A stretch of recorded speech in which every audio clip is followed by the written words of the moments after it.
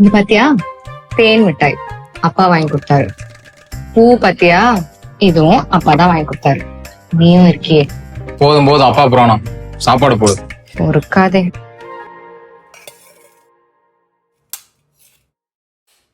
வாங்கப்பா.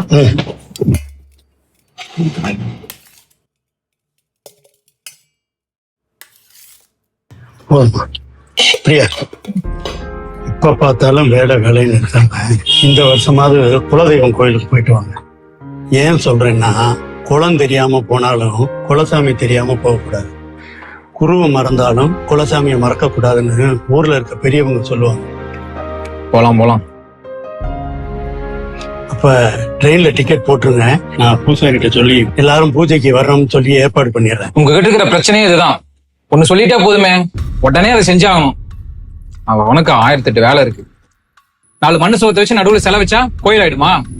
அதை பாக்குறதுக்கு 600 கிலோமீட்டர் டிராவல் வேற பண்ணி போகணும். என்னடா பேசுற? வருஷம் பிளைட்ல டிக்கெட் போட்டு 1000 கிலோமீட்டருக்கு அப்பால இருக்க சீரடி கோயிலுக்கு போயிட்டு இங்க இருக்க குலசாமி கோயிலுக்கு போறதுக்கு அழுத்துக்கிற. பா,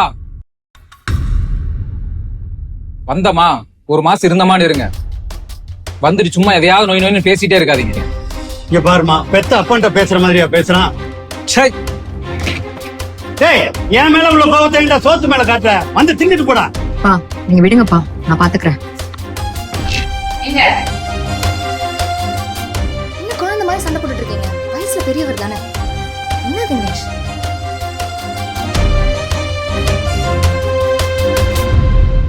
என்ன ஜானகி அப்படி பாக்குற? உனக்கு தெரியாதா? நம்ம பெத்த பசங்க எப்பவுமே அப்படித்தானே. நீ ஒன்னும் வருத்தப்படாத. அதுதான் பிரியா இருக்கு.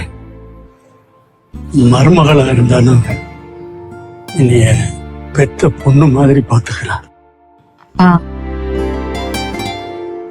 நான் அவர்கிட்ட பேசிட்டேன்ப்பா. நீங்க எதுவும் மனசுல வச்சுக்காதீங்க. ஏதோ ஆபீஸ் டென்ஷன் போல.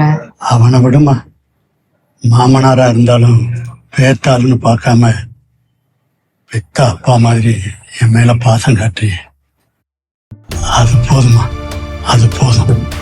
அப்பா,